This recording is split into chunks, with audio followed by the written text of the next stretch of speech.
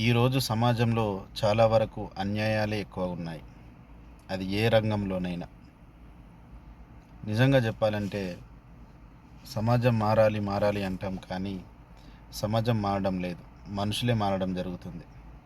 అది మంచిగా మారితే బాగుంటుంది. కానీ మనుషులు వారి యొక్క స్వార్థానికి, వాళ్ళ యొక్క అవసరాల కోసం మనుషులు మారుతుండ్రు. ప్రకృతికి విరుద్ధంగా వెళుతుండ్రు. ఇది వాస్తవం. మన నిజం ఒప్పుకోవాలి. ఎందుకంటే రాజకీయ నాయకులు వాడి స్వార్థానికి వాడు అధికారంలో ఉండడం కోసం ఏమైనా చేస్తాడు. కానీ అసలు వాడికి ఆ అధికారం కానీ, ఆ కుర్చీ కానీ, ఆ హోదా కానీ ఇచ్చేది ఈ సమాజంలో ఉన్న ప్రజలే. ఆ ప్రజలే ఆలోచించుకోకుండా ఓట్లేస్తాం.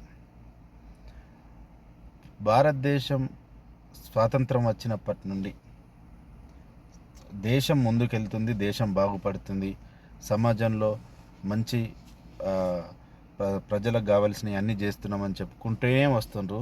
అయినా కూడా ఏమి కూడా మారడం లేదు. ఎవరి కష్టం వారిదే, ఎవరి సుఖాలు వారివే, ఎవరి స్వార్థాలు వారివే. ఈరోజు దేశంలో విద్యా వ్యవస్థ అనేది చాలా తప్పుగా వెళ్తుంది. వైద్య వ్యవస్థ అనేది కూడా గాడి తప్పింది. మరిగా అసలు మనిషికి ప్రాణం కంటే ఎక్కువ ఏమీ లేదు. ఆ ప్రాణాన్ని కాపాడేదే ఈ వైద్య వ్యవస్థ. అట్లాంటి వైద్య వ్యవస్థ ఈరోజు డబ్బులున్న వాడికి ఒక విధంగా, డబ్బులు లేని వాడికి ఒక విధంగా వైద్యం చేయడం జరుగుతుంది.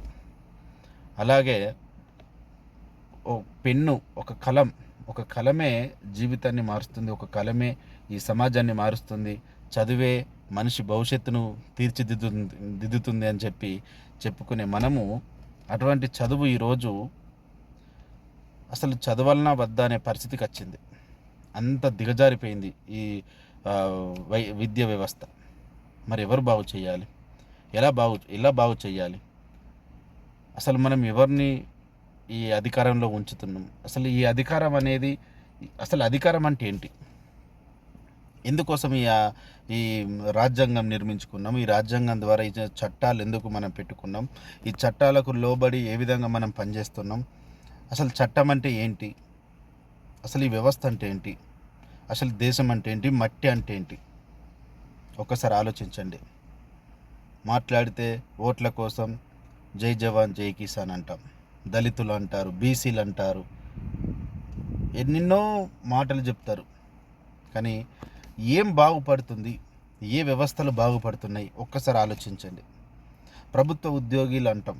ప్రభుత్వ ఉద్యోగి ఈరోజు నిజంగా చెప్పాలంటే నిజాయితీగా ఎంతమంది పనిచేస్తున్నారు?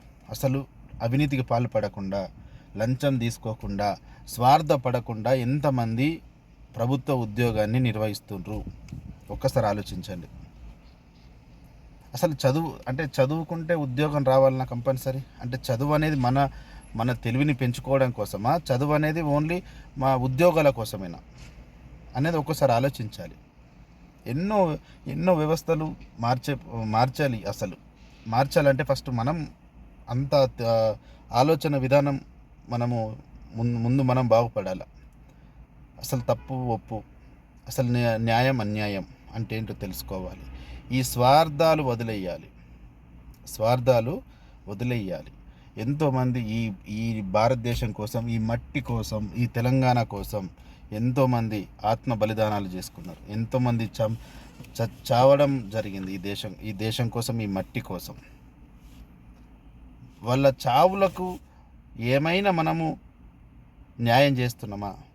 వాళ్ళ ప్రాణ త్యాగాలకు, వాళ్ళ రక్తము, వాళ్ళ చెమటకు మనమేమన్నా న్యాయం చేస్తున్నామా? ఒక్కసారి ఆలోచించండి. సమాజంలో ప్రతి ఒక్కడు కులం పేరుతో, మతం పేరుతోటి నా పార్టీ, ఆ పార్టీ, రాజకీయ నాయకుడు, లేదంటే మా ఓడి ఇది, మా ఓడది అని ఇవన్నీ కాదు. మనిషిలాగా బ్రతకడం నేర్చుకోండి. ఈరోజు మనిషిలాగా ఉండలేకపోతుండు. దయచేసి మనము తల్లిదండ్రులను ఏ విధంగా గౌరవిస్తామో, మన గురువులను ఏ విధంగా మనం గౌరవిస్తామో, ఈ మట్టిని, ఈ దేశాన్ని కూడా మనం ఆ విధంగా గౌరవించినప్పుడే ఈ దేశం బాగుపడుతుంది. దేశం బాగుపడడం అంటే ఈ ఉచిత పథకాలు ఇవ్వడం కాదు, ప్రజలను రెచ్చగొట్టడం కాదు. ఒక్కసారి మన మైండ్ను మనం బట్టలు పిండుకుంటే కదా బట్టలు ఎంత తెల్లగా కనిపిస్తాయో మన మెదడును కూడా ఆ విధంగా క్లీన్ చేసుకుంటే తప్ప అసలు నువ్వు నిజాలు తెలియవు. ఒకసారి ఆలోచించండి. దేశం బాగుపడాలంటే ప్రజలు బాగుపడాలి. ప్రజలు బాగుపడాలంటే ఈ సోమరితనం అనేది అసలు ఈ సోమరితనం రాకుండా చేసుకోవాలి. ఈ సోమరితనానికి ఎవరైతే అలవాటు చేస్తాడో వాడిని తీసుకుపోయి కష్టంలో పెట్టాలి. కష్టపడి పని చేసుకునే విధానం నేర్పాలి. అప్పుడు ఈ దేశం బాగుపడుతుంది. నిజంగా చెప్తున్నా. దేశానికి ఈ ప్రపంచంలో ఉన్న దేశాలు, డెవలప్ కంట్రీలు ఏ విధంగా ఉన్నవి, మరి మన దేశం ఏ విధంగా ఉంది? ఇంకెంతకాలం అచ్చేదిన అని చెప్పుకుంటూ పోతాం చెప్పండి? మన తాతలు తండ్రులు అప్పటి నుంచి అచ్చేదిను మన దేశం డెవలప్ అవుతుందని చెప్పుకుంటున్నాం. ఎక్కడ అవుతుంది? ఒకసారి ఆలోచించండి. ఈరోజు ప్రభుత్వ ఉద్యోగి, చిన్న ఉద్యోగి ఈరోజు ₹1,00,00,000 ఆస్తి ఉంటుంది. చిన్న ఉద్యోగికి ₹1,00,00,000 ఆస్తి ఎక్కడికి వెళ్ళి వస్తుంది? ఒకసారి ఆలోచించండి. అట్లాంటి ఒక టీచర్కు ఎంత ఆస్తి ఉన్నది? ఒక ఎంఆర్ఓకు, మండల ఆఫీసులో పనిచేసే ఆస్తులు ఎంత ఉన్నాయి? ఈ ఉపాధ్యాయుల యొక్క ఆస్తులు ఎంత ఉన్నాయి? ప్రతి ఒక్క ప్రభుత్వ ఉద్యోగ యొక్క ఆస్తులు ఏ విధంగా పెరుగుతున్నాయి? ప్రభుత్వ ఉద్యోగి అనేవాడు ఎందుకు సైడ్ బిజినెస్లు చేస్తుండు? ఎందుకు అవినీతికి పాల్పడుతుండు? చట్టం ఇదే చెప్తుందా? ఒక్కసారి ఆలోచించండి. రాజకీయాల్లో కూడా మార్పు రావాలి. అసలు ఈ ఎలక్షన్లు 5 సంవత్సరాలకు ఒకసారి వచ్చినప్పుడు ఈ ఎలక్షన్ నుండి మళ్ళీ ఎలక్షన్ లోపు ఖచ్చితంగా వారి పోయిన సంవత్సరం ఉన్న ఆస్తులు, ఈ ఆస్తులన్నీ లెక్క పెట్టాలి. నిజాయితీ పరుడా కాదా? నిజాయితీ పరుడు అయితేనే నామినేషన్ వేయాలి. నిజాయితీ పరులలో కూడానే మంచి వారిని ఎన్నుకునే విధానం కూడా రావాలి అసలు దేశంలో. అప్పుడే బాగుపడుతుంది ఈ సమాజం. అవినీతి చేసేవాడు అవినీతి చేస్తుండు, మోసాలు చేసేవాడు మోసాలు చేస్తుండు. ప్రజలు కూడా పిచ్చోళ్ళు అయిపోతారు. ఏ విషయంనైనా ఒక 10 రోజులు మాట్లాడుకుంటారు, తర్వాత మర్చిపోతారు. అది ఎంత పెద్ద సమస్య కానీ ఎందుకు మర్చిపోవాలి? ఏదైనా సమస్య వచ్చినప్పుడు ఆ సమస్య తీరేంత వరకు ఆ సమస్య మీదనే ప్రజలు ప్రతి ఒక్కరూ స్పందించాలి. అప్పుడే కదా తప్పు జరగకుండా ఉంటుంది. అప్పుడే కదా సమాజంలో మంచి అనేది ఉంటుంది.